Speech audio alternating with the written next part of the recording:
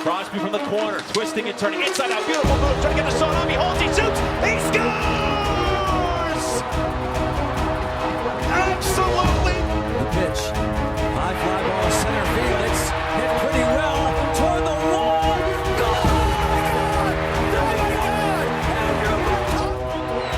Roethlisberger gives him a lot of room here. Juju Smith-Schuster off to the races inside the 30, the 20, the 10.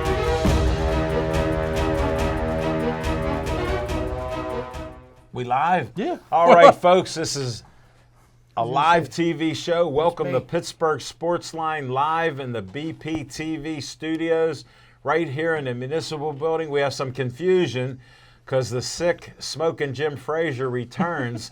Lazarus is here. He cannot find his mic. Josh, can you help him find his mic? So we'll have trouble. We're going to have Josh, one of the volunteers, help him out. He's only been here a couple weeks, and he has to help Smoking Jim Frazier. Thank you for all of you watching us on Wow, he found it instantly. No, he didn't. No. There's no mic attached. There's no mic. That's okay. Jim doesn't need one. We don't need. They We'll can let hear him him. across the street. We'll let anyhow. him rest up. He's worn out from all his sponge baths and observing pretty nurses. We don't know what's wrong with him, but Lazarus is back here. Thanks for watching us on Comcast 7, only in Bethel Park. Thanks for watching us on Verizon 32 in Bethel Park and all the way from Nemacolin, Cranberry, Wexford, and greater Pittsburgh area. So thank you for that. Thanks for the Facebook likes. We went back up to 6,956. Highest we've been. There's a disclaimer for Smoking Jim. He blurted out something that doesn't apply. He's a great Pittsburgh guy he talked about from the Hill District, and Smoking Jim brought it up on a sports show. I'm Al Levine, the talking machine. Nick Callis is back. Hey. Smoking Jim Frazier, we're not sure what capacity's here. I think he had an aneurysm, and I don't know where it is, but I did boxing with him. He didn't eat or drink anything, so I think they made him into a robot. And we got Chip Hayner here. And we thank all of you for watching it, and we'll get to some promos right now. Let's just start right in. Nick got me set up. Don't eat that. What's he doing? He tried to eat his microphone. Well, I told you. Smoke it on your other side. Clip it to your other side. There you go. Let me explain. He's now a robot. No, the other side of the jacket. Your right arm. Put it at your right arm. Your other right. You're talking this way. Sorry, folks. Somebody get a close-up on Smoking Jim. So he was Corey, looking can you get a picture of Smoking Jim? This is hilarious. And Josh, just wait for me. Go to Corey. Why didn't somebody go to Corey? No, they showing are. Smoking Jim. I'm not seeing it. Here, look. Look. Oh, okay. Folks, for all of you that have been watching us for almost 11 years, I appreciate the logo that A1 Anthony created. And Smoking Jim's been with me since it was founded October 11th, 2011. And he's done over 1,000 shows with other people, almost 700 with me, because he said he'd never miss unless he was dying. He died 22 times. And he just came back from one of them. I've never heard of somebody being in the hospital for a vacation. It's amazing the power of a sponge bath. Chip, you're spot on. No, I appreciate it. All right, we'll go to me and the promos. We got Corey on the camera here. We'll get a close-up of Olive Oil's Pizzeria. Let's see what he does.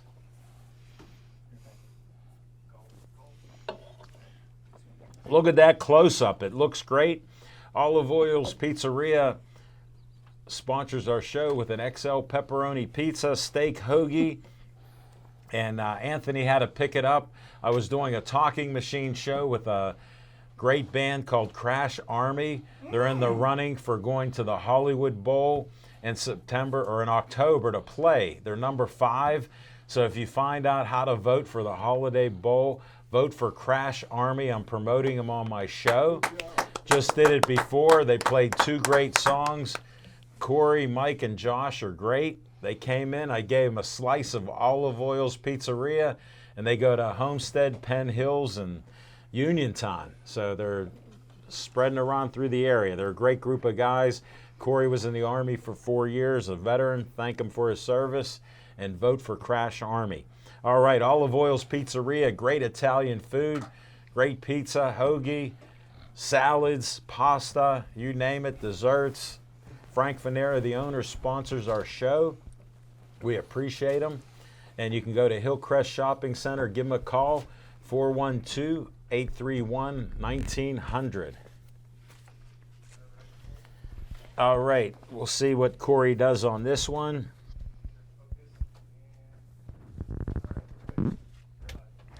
All right, little pause. We'll get this, look at that close up. Joey Fabus. Poor Joey died of DIPG, a deadly brain cancer, at 8 years old. And his family, that's the second child they lost. Terrible to lose him. It's been 8 years. They started the Joey Fabus Childhood Cancer Foundation. It's a 501c3. You can donate $1, whatever you can afford, $2, $10, even work for them and help them out. They have their largest fundraiser September 18th, excuse me, at 9 a.m. We'll be filming that, and I'll be interviewing the superheroes. It's only a $25 donation for adults to race, and it's a great way to help find a cure. Their doctor found they're on the pathway to cure DIPG at Children's Hospital. So check that out, Dr. Gary. And we'll have further updates from him until the 18th, and hope to see you out there at the Joey Fabus Superhero 5K 1 mile run. Next up,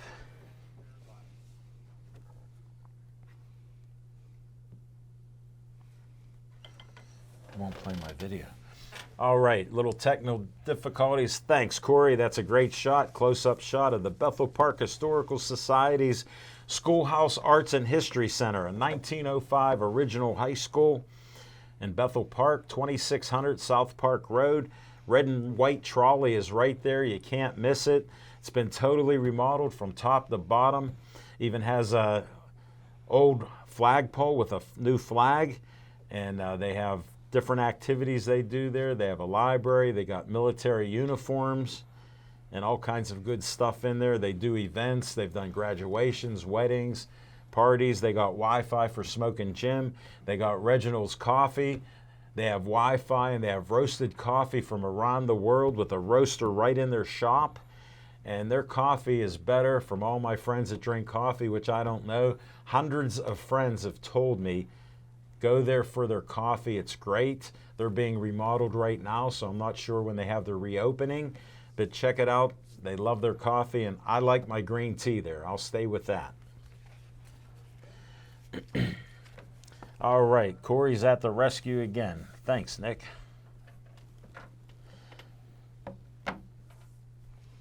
What a shot. Great shot, great close-up. First, I want to say thanks to Amy from Giant Eagle. She said, welcome back, Nick and Smokin' Jim. Amy, we don't know if he feels better, because he always feels great, whether he's near death or whether he's walking in, stumbling into the studio on the wrong door.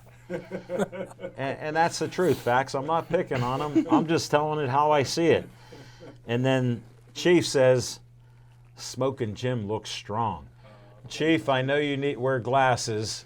I think you need an appointment. Ouch. Johnny Mariano, hey, Al Levine, the talking machine, how much is my autographed photo of Smokin' Jim Frazier worth? That's my man. Well, he had a Bitcoin that he thinks he had like Tom Brady, and Tom Brady lost $36,000. So now you owe Smokin' Jim some money because it lost all its value. But we appreciate that.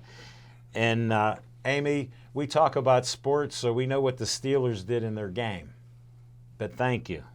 I appreciate it. Always be smiling. The B stands for Bennett.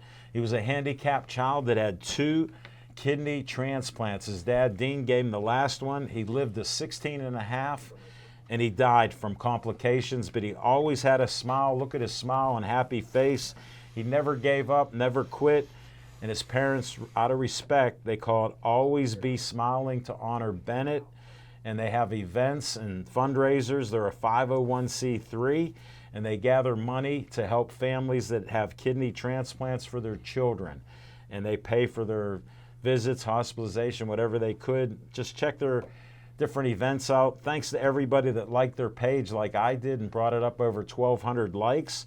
It's getting them good publicity, and it's helping them with their fundraisers they do along the Montour Trail and other localities around Pittsburgh. So check out Always Be Smiling.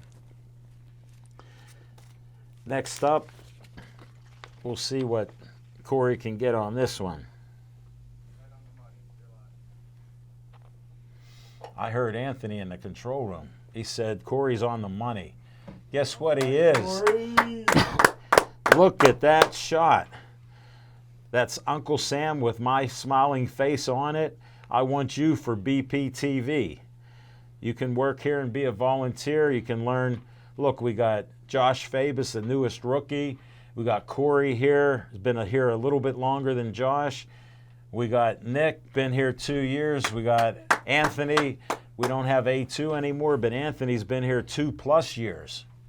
And he did that great 10-year logo. No more A2? Smoking Jim, because of you, they stopped coming. Oh. When you didn't show up, geez. they thought that's the program. We don't come anymore. They were only here for you. They're done. But getting back to BPTV. So no more Corvette, no more Harley. Yeah, you can join BPTV and work with Dave Cable, the director. He helps teach you how to run TV shows and do the video, audio. And they even did a show with me, the Talking Machine show, with a band, Crash Army, right before the show. We were out there right up at the front of the library with the memorials, and all the names up there from the veterans. Corey, the lead singer, is a veteran, and he calls it Crash Army to honor his dead brother. So that's all good stuff. But you can actually film this stuff. You can even do shows. You could even be on air with me. Look how Nick somehow maneuvered his way in when Smoking Jim had one of his, I don't know what you call it, episodes. There you go. Episodes where we're going to let them talk eventually if they found a mic for him. But Nepotism. That's why I'm on this side of the desk. I understand. Yeah. I appreciate Yeah. the son I didn't know about. So I appreciate that. All right. See you at BPTV, 412-831-3304. All right. Let's see what Corey does on this one. We're good. Let's see what happens here.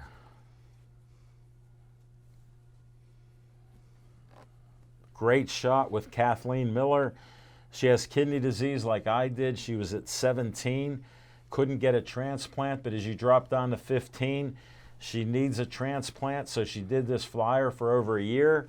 She has somebody that will donate when she needs surgery.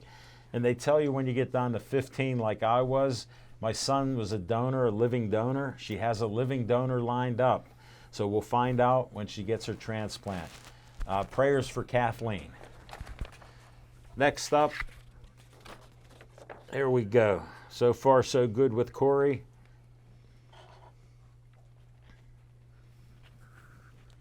Look at that close-up. Bethel Park Community Foundation has money for Bethel Park groups, organizations, grant money from $100 to $5,000 for the activities you're doing to make Bethel Park a better community. So just check it out. Go to bpcf.org, get an application. I'm one of the trustees on the board. We've donated over $1 million during 26 years, and we give money out each year. So maybe your group or organization can get money to make Bethel Park a better community. We appreciate all of you. All right, we got to do What's on Your Mind, Smoking Jim Frazier. Look what he got. Look what he got. Levine, the Talking Machine, and if you want the green, Okay. you got to see Levine. Oh! I tested him. How did I do? Keontae Johnson. That 19 million weighed me down. But I tell you what, Let me see it. Let me see it. I tell you what, Levine, the talking machine. Yes. Let's get in, and I learned this from Nick. I learned a lot from Nick. It's time that we should forget about the past and look forward to the future. The Pittsburgh Steelers want a statue. Why not make it the greatest player in Steeler history, T.J. Watt? I'm all for that. And our Pittsburgh Pirates on pace for 99 losses. I tell you what, every little improvement is worth noting. Levine, the talking Well, I got to make the first disclaimer. Now, I'm not sure how damaged he was brain-wise in the hospital, but he always said T.J. Watt was the greatest player when he got drafted. So somehow he's like Nostradamus, who he doesn't even know who I'm talking about. And he made a prediction, and it came true. But as far as the statue, just keep an Art Rooney statue there since he's the founder. What the heck?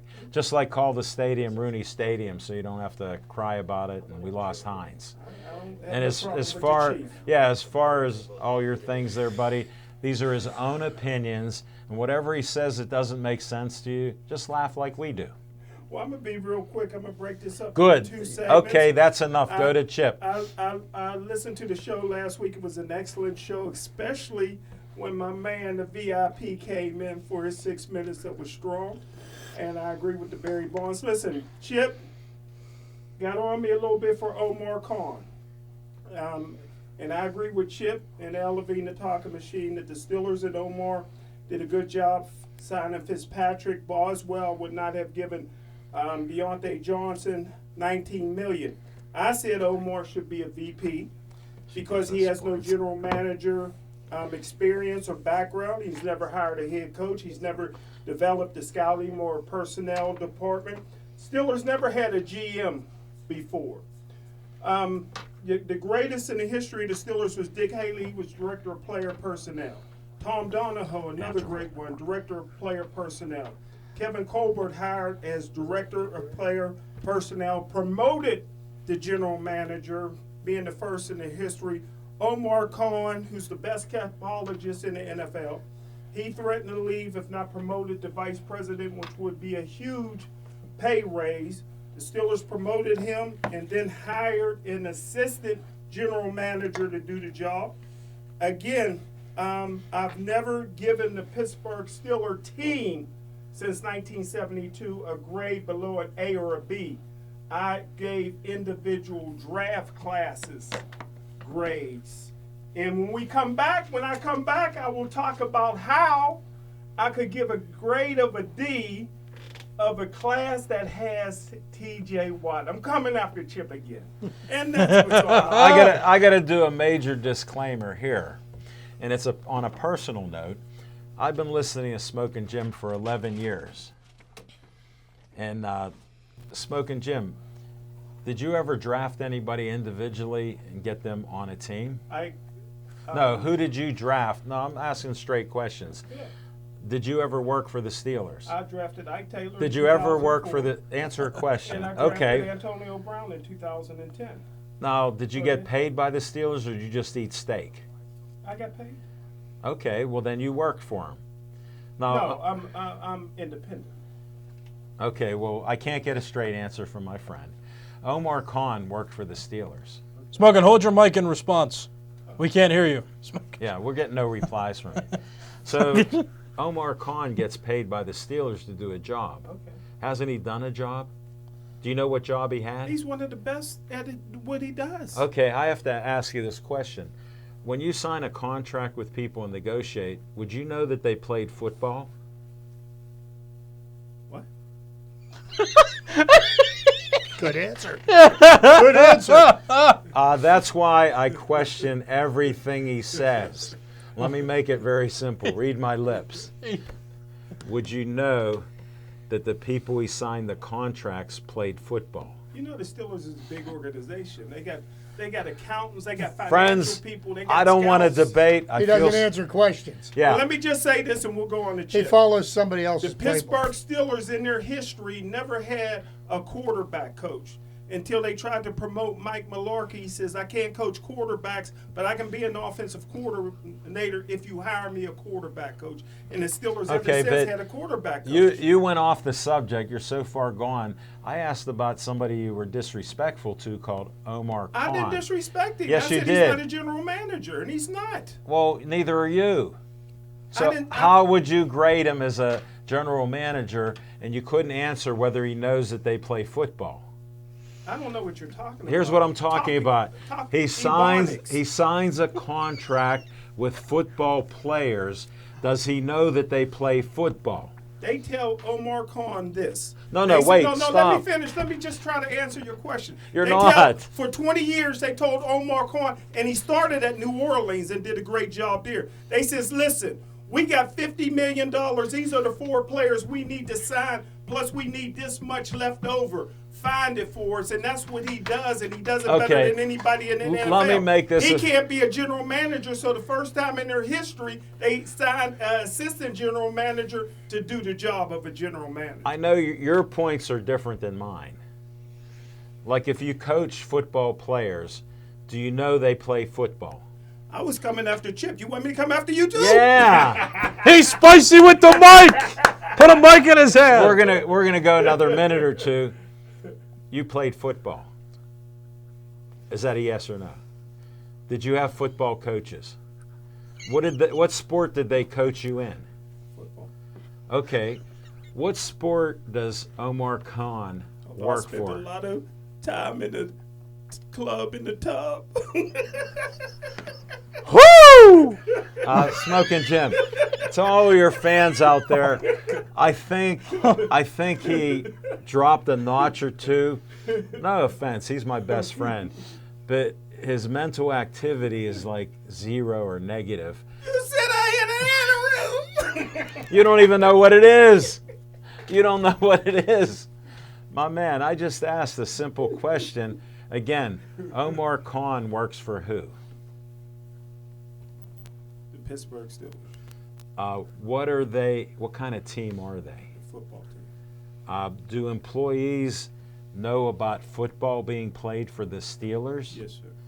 Omar Khan is an employer of the Steelers. Yes, sir. When he signed contracts, who was it with? The Pittsburgh Steelers. And what players was it signed with? Players from the team? Pittsburgh Steelers. Okay, so he was doing contracts for football Pittsburgh Steelers. Yes. And you're saying he didn't know that they were football players? I wasn't saying that exactly. Okay, but he would have to know they're football players. And do people keep stats of players like you do and talk about how they perform? Maybe. That's not a good question to answer like that, but it's like yes or no. No would be good in your book because he doesn't know anything about football or players, according to you. So what I'm saying is the Steelers are a multi-billion-dollar company. They hire a guy to divide $50 million up among football players. Now, I went to school and I learned different subjects, so they applied to my life, like history, sports, geography, what city I'm in. It didn't apply to you, so he knows things about football. That's why he got the job. Whether he got the right job or he's qualified for it, is every coach a good coach? Okay. Sometimes you have bad coaches, bad owners, bad players. Sometimes you have the opposite. The greatest player, And if you're the T.J. Pittsburgh Watt. Steelers, you hire Hall of Fame coaches. Yeah. Yeah. No. So I was just trying to get Smoking Jim back to see if he knows sports. And I'm at the point that he's at about 2%, and I go by 100%. Like Chip knows sports, Nick knows sports, I know sports, and he's not Bo. Bo don't know everything here. So we're going to move on from this. So thank you, Smoking Jim. We can't wait for your next entertaining segment. This was entertaining, and I hate to dumb things down like that, but I had to. That's my excuse. Chip Hainer, what's on your mind? Well, thank you, Alan, and good evening, everybody.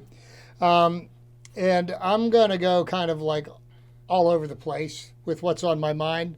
So if you folks Carry on. It'll fit right if you in. folks will bear with me and don't interrupt me, I'm going to start with the guy that's coming at me first, okay?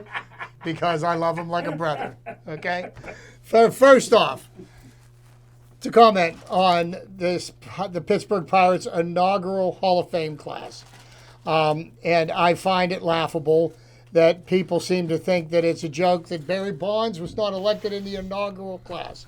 Let's understand something about Barry Bonds. Barry Bonds may have been one of the greatest players of his generation, okay?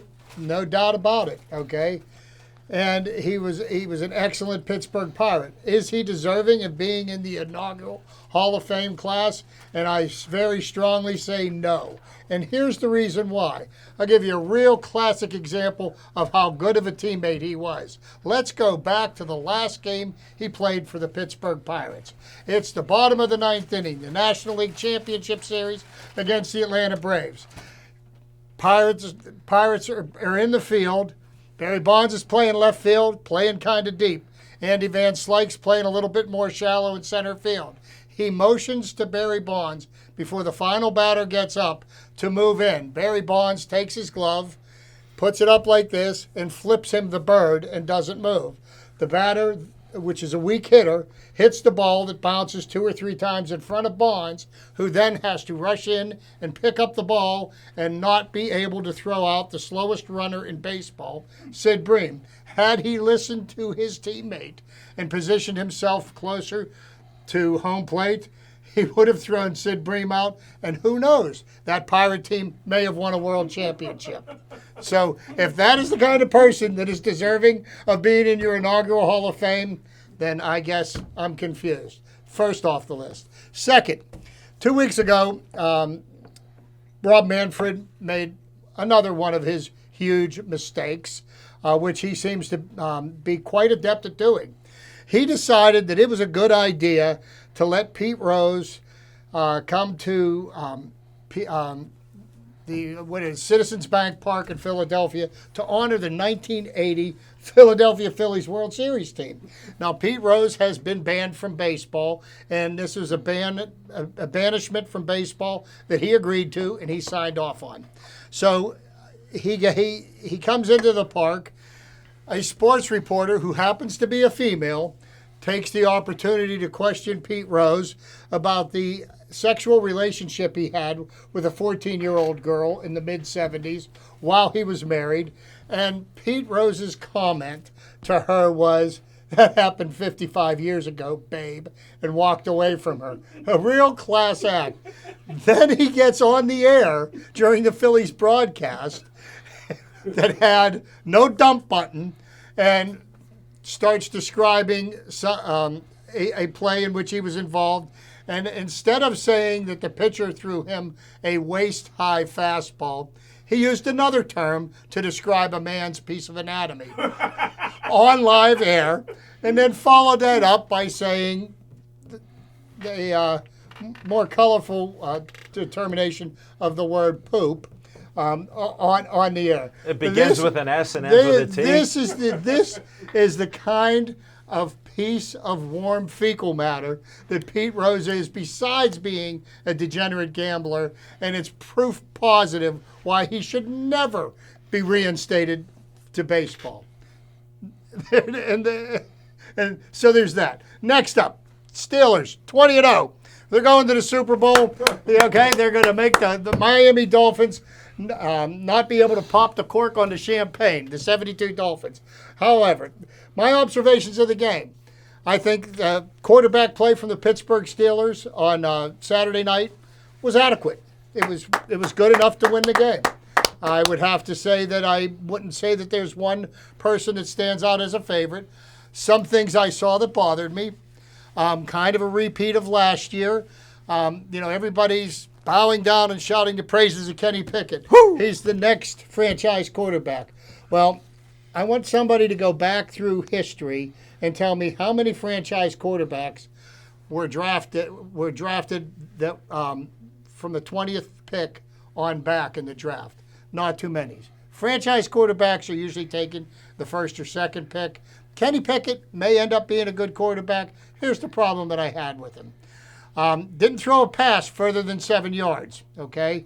13 completions, 95 yards. So he averaged 7 yards a pass, and this is against what Bob Pompiani refers to as the future bartenders of America against the Seattle Seahawks team that, if they're lucky, will win 4 games this year.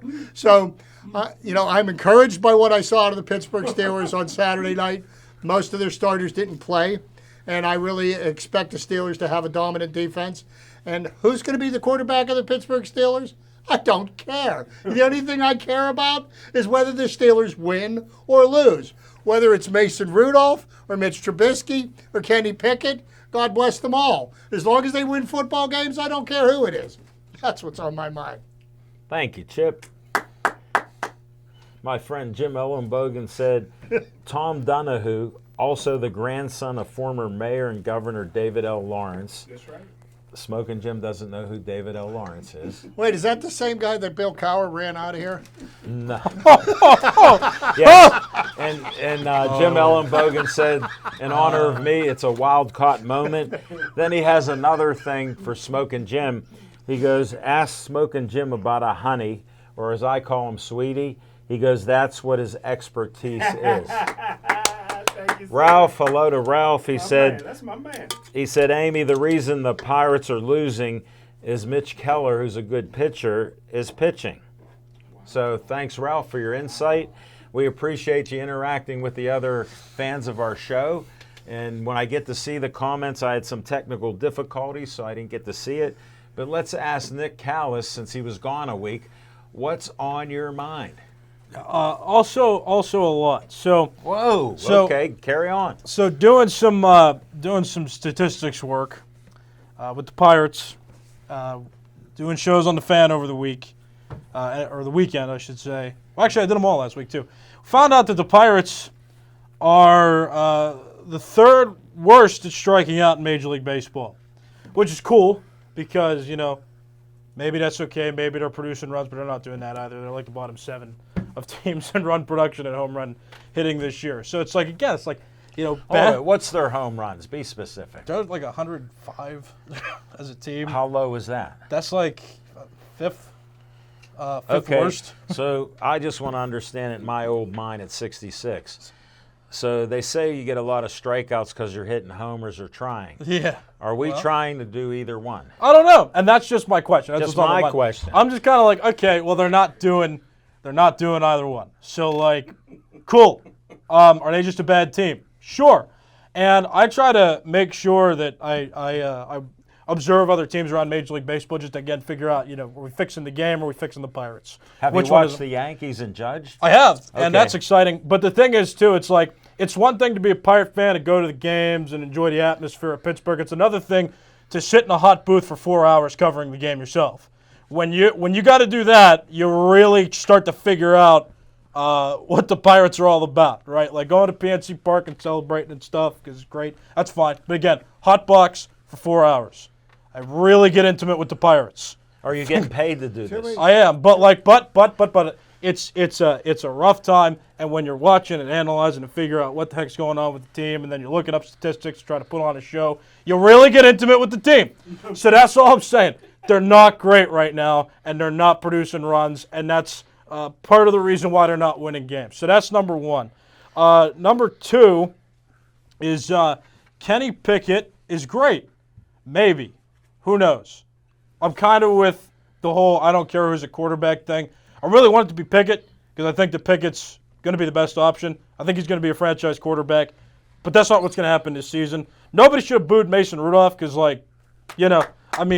if he's the best option, then, great. Why not let him out there? But, yeah, he got booed before he started playing. So, that's a little bit shameful. Acrisure Stadium, I swore I'd never say that on this air, but now I kind of have to. I'm getting in You broke your I'm getting word. in the habit of it. Those people there, not good people for that. So don't do that anymore. If he's the best, if he plays well, let him play the quarterback position.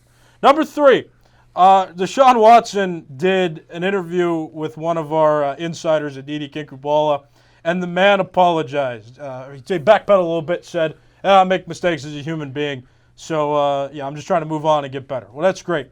But what I perceive in life is that sometimes mistakes are bigger than other ones. And I like Pete Rose's analogy over there because if you say bad words on the air, you get fined and then you get fired. because the FCC will fine you like tens of thousands of dollars. So, like, again, some mistakes are bigger than others. That's an analogy. I don't know if that station got fined, but it was very possible they could have. So the same thing with Deshaun Watson. If you mess with women in the wrong way, that's a bigger mistake. That deserves a bigger punishment. You can grow from it. You can learn from it. It doesn't mean you're going to get to play football. It doesn't mean that you're going to avoid fines or potential jail time. So, like, it's great that you apologized, but some mistakes are bigger than others. So Well, keep he that in paid mind. him off too. I get that. No, but So- that means something important Do because you they think couldn't his testify against apology him. was disingenuous? Is that what you're I trying to don't, say? but I'm also just saying, like, I'm Because not. 2 weeks ago he was saying he didn't do anything wrong. That's my point, Chip. I'm not saying that. I'm not saying I believe him either way, but whether he was genuine or not, some mistakes are bigger than others. So, Yeah, like, but here's the other thing. He got a bogus type contract where he got paid $1 million and some of it up front.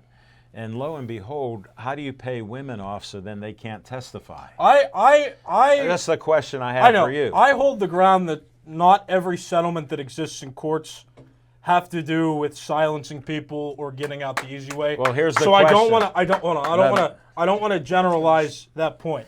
Here's Do what I think that do I think that Deshaun Watson paid off those women because he's innocent? Not really. I think he did take the easiest road to get back to the NFL because the less cases he has to deal with a verdict, the better he looks, because settlements really don't admit fault. They're just to make court proceedings go better. So don't generalize that every settlement. Don't generalize that pleading to the fifth it means you're guilty. Don't generalize that a settlement means you're guilty. Do I think in this case that he is? Absolutely. But, like, don't generalize that point either, because like there are some legitimate reasons for settlements. I got to disagree with you on sexual assaults. Every time I've seen a payoff, none of the women have ever testified in 30-some years that I've been watching this. I know, but there are there was one time they got money. There was a and they don't want to put up with the abuse and the disrespect that they get in public and even in their lives. So think about it. They got money. And they go, why should I go testify now, even though it's egregious what happened to me? No, that I understand. With the Deshaun But I Watson mean, case, that's why. I know there was if there wasn't money, what do you think would have happened? I know there was a story once a few years ago where a Pitt player got in a fight and he was justified in self-defense, but the court proceedings would have stopped him from playing football for Pitt that year. So he came up with a settlement because he had the money and it wasn't worth it to drag it out in court so he could go play football. That's an example of where a settlement.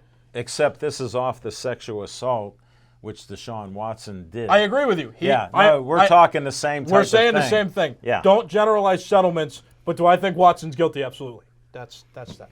So those are my three on my mind. Okay. Could I make a little share a fact with you? Because you dove into the statistics, right? Yes, sir. If I were to tell you which team hit more home runs, the San Diego Padres or the Pittsburgh Pirates, who would you say this year? Probably the Pirates. The Pittsburgh Pirates have hit more home runs than the Padres, and the Padres have spent hundreds of millions of dollars on their lineup. How could that possibly be? You know the Padres are like in the wild card hunt. Yeah, and The Pirates are the third worst team in baseball. How's that possible? How is that possible? Because they're not But doing. they're the third worst team in baseball, but they're number 18 in home runs hit for the season. So it's 18th. It's right here. No, I believe you. It's right here. The Pirates are 18th. 18th. I believe you. I'm not denying that. But and I agree with you. The Pirates are an absolutely awful team. The future superstar of the team, the future superstar of the team, is absolutely horrible right now. We got a quote for the ages. I'm done. That was a quote for the ages. No, I'm good. No, O'Neal Cruz has been god awful. The last game he played, he got a golden sombrero. Do you know what the golden sombrero Strike is? out 4 times in a single game. Four at bats. Do you know what he strikes out 37% of the time. All you have to do is throw him a curveball, and he flails like a rusty gate. So if Chip put an exclamation on my point there, maybe it's not always baseball if your team's winning. Winning cures all. Hold it. This is a special moment in Pittsburgh sports line. This is the first time. This is one of the few times that they've both agreed on something here on Pittsburgh. And not even that. Chip just said I will still the Pirates continue are to off. go to the Pirates. Right. I'm going to 3 games this weekend.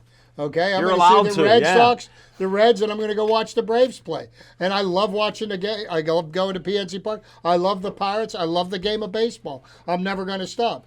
I think there's a lot of things that are wrong with the Pirates right now, but this is what happens when you completely burn the house down and have to rebuild it.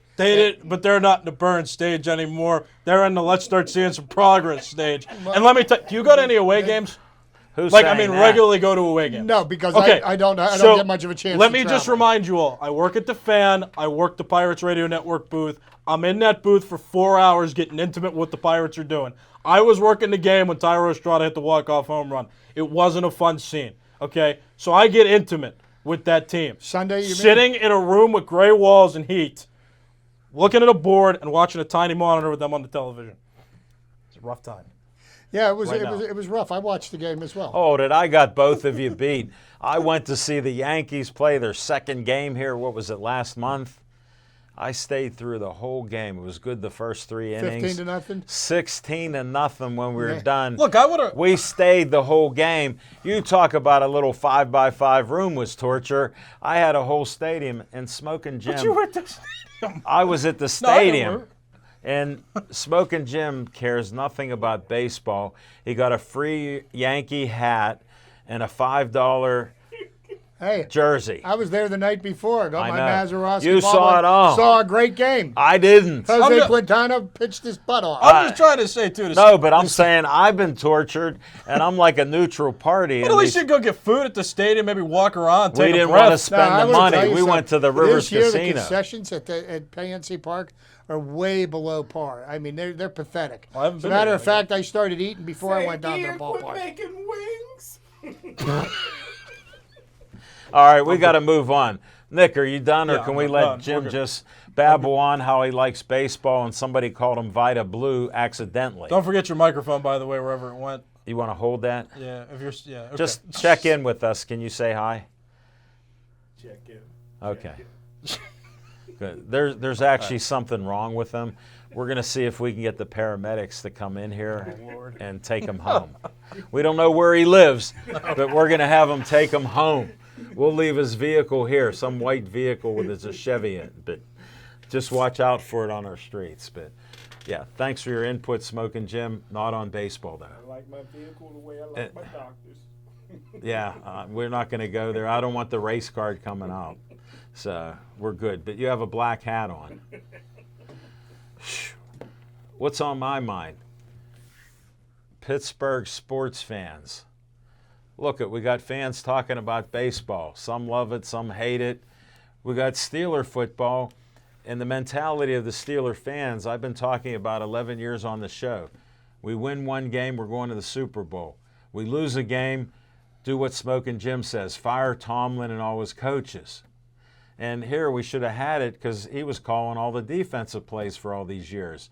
Then we have a Hall of Fame quarterback, the Killer Bees. They don't win a Super Bowl. We haven't won a Super Bowl in 12 years.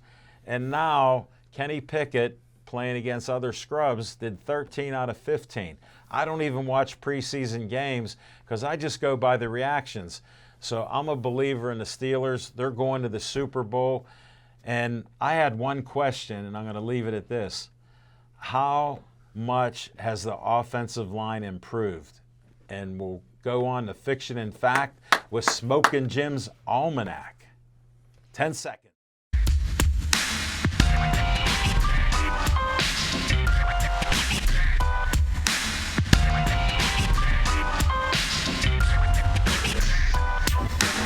The talking machine. Oh, you're welcome. And part two of my main man, Chip, who's my biggest fan and my biggest critic. The question That's the was, only honest thing he said tonight. The question was last week. Oh, I got a beautiful girl just text me. The question was last week. How can you give a grade of a D to a class that had T.J. Watt in there? So I want to answer. Hold that it. Before real you go quickly. on, this is a special Pittsburgh Sportsline moment.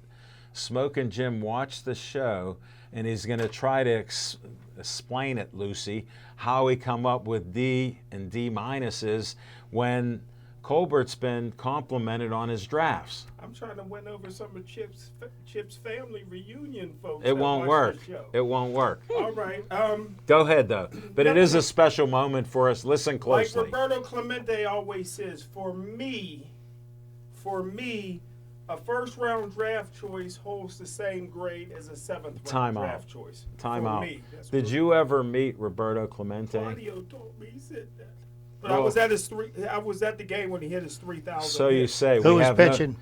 I don't know. We have no documentation. Who was your catcher when you were pitching? I don't remember. Claudio. A white guy. No, I you're- was the only black on the team. Claudio's a great man, but for you to misquote him on a first-round draft pick is so egregious, which means it's not good. It's disrespectful. Okay. Okay. T.J. Watt, greatest Steeler of all time. I said that Another on draft comment. day. We don't know that yet. How many years has he been in? Well, This is he's your getting ready to opinion. break the Steeler record in 80 games. It took James Harrison 170. 160, yeah, 170, yeah. Okay. He is. So T.J. Watt an A. Juju, second round pick, very good. I give it a B. Some people give it a C. Some people give it an A. I give Juju a B. Cameron Sutton, a C. James Conner, another third round pick, a C. Joshua Dobbs, I got to give that a D, even though he's a rocket scientist. Now, fifth round pick, Brian Allen. Anybody remember that? An F. Colin Hoba, F. How about Keon Adams? You remember him in the seventh round? Hall of An Famer. F. So right there, that's a D minus. I was right again. Now, people say that in my opinion, the seventh round pick is very high. Barstar was a 17th round pick. Deacon Jones, 14th round out of Mississippi Valley State. Mel Blunt, third round out of Southern. How about Richard Dent, 8th round out of Tennessee State. Shannon Sharp, 7th round out of Savannah. Don't forget, black colleges don't get scouted anymore. 2 years ago, there wasn't one black player selected in the NFL draft, so somebody can get some still good Wait a players minute. There wasn't one black player. Not one player selected from a traditional black college. Okay, 2 because years you ago. said a black player, and I'm like, hello, is anybody in there? 90%. My high cheekbones. Uh-huh. You get a little bit. Pay attention to what's coming out of your mouth. Raymond Berry. Hold it. Let's see a close-up on his cheeks. Raymond Berry was a 20th round pick. No. Andre no. Reed, 4th round out You of could do it. Kutztown. Yeah, he's talking. Do a close-up. To on answer his head. Chip's question, here we go. Bart Starr, 17th round. Johnny Unitas, 9th round. You said they had to be a top 20 pick. Terrell Davis, 6th round. And don't forget Tom Brady, 6th round. Antonio Brown, 6th round pick. High picks again. When the Steelers release in the newspaper 5 years later to evaluate the draft, all you guys agree with me that it was a D. I'm just ahead of the curve because I evaluated on draft day, and I'm sure you all agreed that it was a D or D minus Well, grade. I got a question. And here's the flaw I have with that theory. You grade me. the draft 5 years down the road. Well, 5 years down the road, there's probably only one person from that draft that's left playing football because the average football career is 3 years. Okay, Well, so I so gotta if you go. would have graded like that, then that draft with T.J. Watt should have been an A because he's the only one that's left. Well, Smoking Jim, I got to go back with you. How many first-round quarterbacks ended up starting during the length of your draft, which was 50 years? Huh? How many first-round quarterbacks Terry Bradshaw, made? Big Ben. Okay, that's two in Terry 50 Bradshaw, years. Big Ben. And how many That's number two. one or number two That's draft two picks in 50 years. failed? Art Malone didn't. You didn't answer the question. In 50 years, Yeah. how many first-round quarterbacks? I'm saying the whole first round started and become Hall of You mean Famers. for the Steelers? No, for anybody. Oh, I don't know that. Well, research. that's why your statements don't mean much to us. I see. I don't know. I understand that. But Yeah, Jim, well, here, let's let me just simple. think about the number one or number two draft picks that were absolute failures. Can I give you a couple examples? Yes. Johnny Manziel, Yeah. Baker Mayfield, complete failures at franchise Browns. quarterback. Also Browns, They're they're taking number cursed. one and number two. Can I just say one thing? Give me No, another you team. said too Yeah, much. give me I'll just another say this team. and I'll end it here. Did I say, now when I say stuff on draft day, did I say on draft day Devin Bush would be a bust, Jarvis Too Slow Jones would be a bust, Artie Burns would be a bust. That's on draft day. Give me a little bit of credit. No, yeah, I Give the will black give you man a that. little Will, bit of I'll give you credit. Will. You can, We also Not said just for Pickett would get Milwaukee. drafted. I have not. How about for my Wait, swag? I am not yet convinced that Devin Bush is a complete you're the bust. only one. He suffered a catastrophic last knee white injury. hope. Well, you know what? I'm at going him to let him pulling the play out race this card year out to left and determine right. whether or not Did I you feel see he's a him run bust. away from that tackle on Yeah. Saturday night? You see everybody else who ran away from tackles on Saturday night? But he's they the don't one- want to get hurt in the preseason. In fairness, the middle linebacker is the one that's going to hit, and I would know that because I was one, and I didn't hit very well, so runs got away from us Yeah. on JV Keystone Oaks football. I'm glad we settled nothing on this, and the logic behind chair. I split the white vote. No, that's a disclaimer. These are his own opinions. Over 50 years of draft picks that he gave less than 20 examples. How many thousands were picked? So you're the cherry picker king of draft picks, and you're so disrespectful. This isn't funny of Roberto Clemente. That's what Claudio said. Not He said about for the me. first round draft picks. That's what his saying was for No, me. you made it that it's about first round draft I picks. didn't mean that. Well, then you're so wrong. He didn't mean it. I know. Well, he said it. Just pull the tape back. I'm sorry. I'm so Okay, Deshaun. Smoking Jim. I'm so outraged. I'm so outraged by this. I can't accept your apology. I don't accept it. We're gonna move We on. went off the tracks here. Hey, you know what? And as far as trivia time this week, I don't have anything prepared. Let's go right to the VIP. Whoa! Go to VIP graphics in 10 seconds. Ignore what Smoking Jim said. Wow.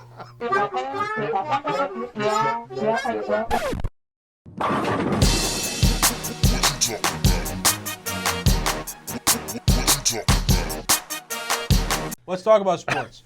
Hold okay. it. Let's Can t- you check with Smoking? No, I don't need to. We're just going to keep going. All right, so Vince Scully passed away a couple weeks ago, and I was saddened by that. And I'm a sports announcer. Legendary. I want to be a baseball announcer, so, like, that kind of hurt.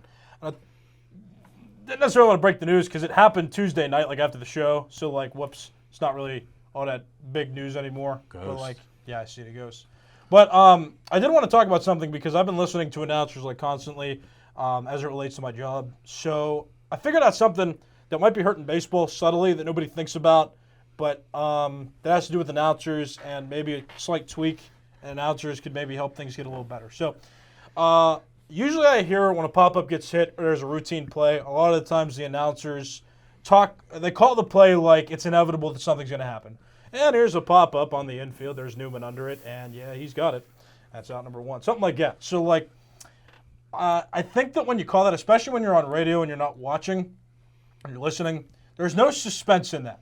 Because while the odds are that a player's going to drop a ball at this level, they're not guaranteed. It takes all the suspense out of it. When you call a routine play like it's inevitably going to be an out, I think you lose a lot of people because, like, there's nothing exciting to look forward to. Could he drop the ball? And then the times where the players actually do drop the ball, the announcers has to, like, pick it up and, like, you know, then he gets excited after the drop happens, or, like, maybe he'll call the out before it's recorded, and then you know, then they got to readjust because, you know, the play didn't turn into an out. So that's just something little, and Vince Scully did a good job of, like, keeping the suspense going, and his old-timey style really kind of allowed the classicness of baseball and, like, his ability to call the play. His ability to do both those things kind of made him who he was, and I think that that's awesome. I think that more announcers kind of have to embody just like that idea where, like, everything's suspenseful. You're not an announcer trying to predict the future. You're not an announcer trying to, you know, list stats about people. Your job is to tell a story, and your job is to tell the story in the moment and give information to people that they wouldn't otherwise have while they're consuming the game. So for me, that's what I strive to do as an announcer, is just keep giving facts in the moment because I don't know what's going to happen. And I think it would benefit baseball a lot amongst any other sport because baseball is very stop and go. I think it would benefit announcers greatly, productions greatly. I think it would benefit the sport greatly if announcers would just take the time to, like, call the play, give the facts, do a little more to tell a story. And again, sometimes there isn't a story, and I get that that's hard too. 162 games is a long season, so maybe the storytelling's a little hard, especially with the Pirates. But like at the same time, when you're calling a play, call the play. Don't see as inevitable. Don't get too bored with everything, because that's the job of the announcer, is to keep things rolling, keep things moving, and make sure to call it as it happens, not as it should happen, if that makes sense. So It does. And you know what? One of the things that baseball, the older time announcers, and Vince Scully is a perfect example, one of the greatest of all time. Before there was a visual medium that you could witness baseball in. You mean televisions haven't existed forever? They had to paint the picture. Most people's exposure to baseball was over the radio. So he had to take and put you there in the stands. And that's how he became such a great storyteller. And I think that's lost on a lot of announcers now because we rely on the visuals so much. But I listen to a lot of baseball games on the radio. Have you heard me announce before? I have not, and I would like to. Man. I have not. I have not, and I would like to. Okay. Dang. In all seriousness, but I mean, I listen to a lot of baseball games on the radio because I'm on the road a lot, and Greg Brown is great. I love what Greg Brown does. I'll tell you who puts me to sleep is Kevin Young. Neil Walker is doing a nice job, but what's his name? The Fort, Michael McHenry. Yeah. Oh boy, he's kind of tough to take, and Kevin Young, it's like he's got absolutely no enthusiasm. He is so monotone and deadpan. It's like, dude, we're watching, guys hitting a triple, guys are circling to it. Okay, and he's rounded first, and and he's on his way to second, and it's like, okay, yeah, this is. Well, Kevin Young is doing play-by-play. I can't blame the color analysts. Well, you're in a club. Right. What do you mean? You're in a club of announcers. Yeah, but you bring on former athletes to be able to give insight into things that you wouldn't normally have insight to. I'm play-by-play. I give the facts. I don't try to guess what the. Well, then you're different than him. Yes. So we understand. Former the athletes are distinction. former athletes. Yeah. I want to thank you for your tribute to Vin Scully, because I enjoyed listening to him over the years. So it was really cool. But we're running out of time, so we're going to go to On Location, and we may end the show with it. So if we can get those graphics in 10 seconds, I'll be ready.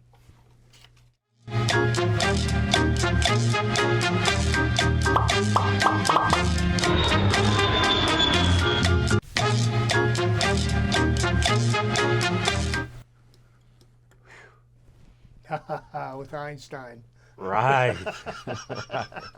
Look at that. You see the shirt I gave On Location. Well, before that, Chief said, why does Rose, Bonds, and Watson have so much talent but are creeps?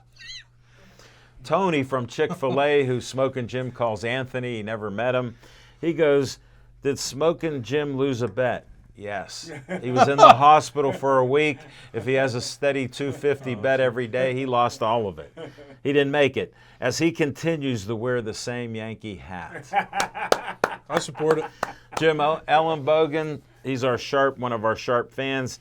Sadly, the Pirates' business model is about making money, not winning. Well, we've seen that just lately, so I'll do that. On Location, we got boxing coming up on the 27th. We got boxing coming up on September 4th. On the 27th, Michael Manna wants us to promote his boxing gym, and it is Northside Gym where Smokin' Jim was there. So the 27th at 2 o'clock in Northside. I know they call it North Shore, but I still call it Northside. So we'll be there for Michael Manna. At 11:30, I got to be at the Lamont for Celebrate and Share with Joanne Forrester, a great luncheon and stuff there. September 4th, we'll be doing boxing at Biondi Lincoln, so it'll be near Smokin' Jim, so he should be there. September 24th, we should do it. And we're running close to being out of time right now, so I'm not sure what's on the timer. If somebody wants to check with Anthony. We're out of time. We out of time? We're out of time. All right. I went past the 59-minute mark. Stay Joey strong.